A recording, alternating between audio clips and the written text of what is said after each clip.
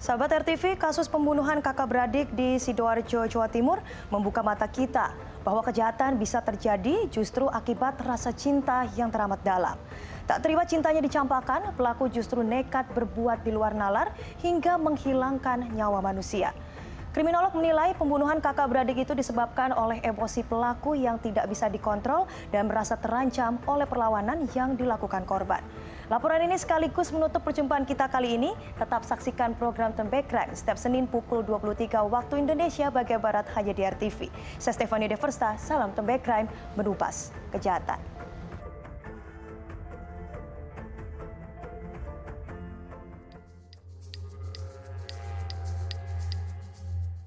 Penemuan dua jasad perempuan di sebuah sumur pada Selasa 7 September 2021 menggemparkan warga desa Wedoro, Kecamatan Waru, Kabupaten Sidoarjo, Jawa Timur. Kedua korban diketahui adalah kakak beradik, yakni DC yang baru berusia 12 tahun dan kakaknya Dirafani, 20 tahun. Tak membutuhkan waktu lama bagi polisi untuk mengungkap kasus penemuan jasad kakak beradik di dalam sumur di sebuah rumah kontrakan tersebut. Tak sampai 24 jam setelah penemuan jasad, tim Resmob Polresta Sidoarjo akhirnya menangkap seorang pemuda 25 tahun berinisial HE. HE bukanlah orang asing bagi kedua korban. Ia pernah bekerja di kedai kopi milik ayah korban. Dari hasil pemeriksaan polisi terungkap, HE tega menghabisi nyawa kakak beradik itu lantaran cintanya ditolak oleh korban Dirafani. Kriminolog Universitas Budi Luhur Nadia Larasati menilai kejadian ini bisa disebabkan oleh emosi pelaku yang tidak dapat dikontrol serta adanya perasaan terancam yang muncul saat kejadian.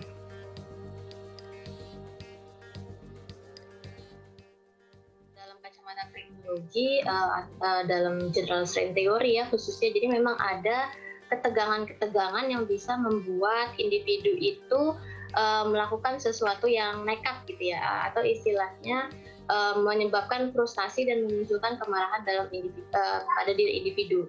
Jadi ada stresor tuh kayak dorongan gitu, jadi dia pasti ada stimulus yang menyebabkan dia melakukan pembunuhan tersebut gitu. Nah, untuk kasus ini bisa kita lihat bahwa penyebab dia melakukan pembunuhan pertamanya adalah sebenarnya karena dia merasa terancam mungkin ya ketika adik korban membawa senjata tajam atau pisau gitu kan.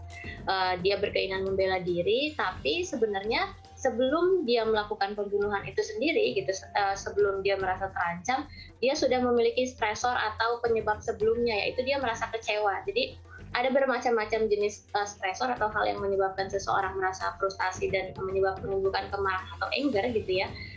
Salah satunya itu bisa karena romance stressor. Romance itu maksudnya cintanya ditolak gitu ya, atau dia diputusin gitu, atau jadi ada khusus memang berkaitan dengan asmara. Nah ini kan memang kebetulan korban baru saja ditolak cintanya oleh kakak korban yang juga akhirnya menjadi korban pembunuhan. Kriminolog juga menilai bahwa kejadian tersebut bukanlah pembunuhan berencana. Hal itu berdasarkan bukti di tempat kejadian perkara di mana pelaku tidak mempersiapkan apapun untuk melakukan pembunuhan. Pelaku tidak merencanakan pembunuhan ya. Sebenarnya ini bukan sesuatu tindakan yang direncanakan secara matang gitu, sudah dengan perhitungan matang, tapi memang spontanitas ketika pertama cintanya ditolak gitu ya, yang kedua dia merasa terancam jiwanya ketika adik korban akhirnya membawa senjata tajam. Akhirnya pelaku merebut senjata itu dan membunuh adik korban. Lalu kemudian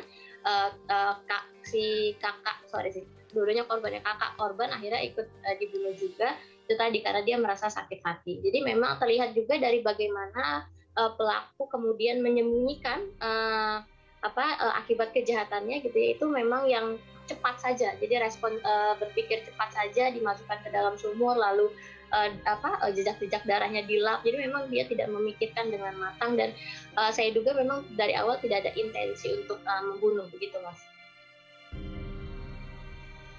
Atas perbuatannya, pemuda HE harus mempertanggungjawabkan di hadapan hukum dan akan dijerat pasal pembunuhan dengan ancaman hukuman 15 tahun penjara. Dari peristiwa ini, kita dapat memetik satu pelajaran berharga bahwa kewaspadaan harus selalu dijaga karena ancaman dan aksi kejahatan bisa terjadi dan dilakukan oleh siapa saja, bahkan dari orang yang sudah lama kita kenal. Dari Jakarta, Izon Ramadhani, Rian Andriansyah, Turn Back Crime, RTV.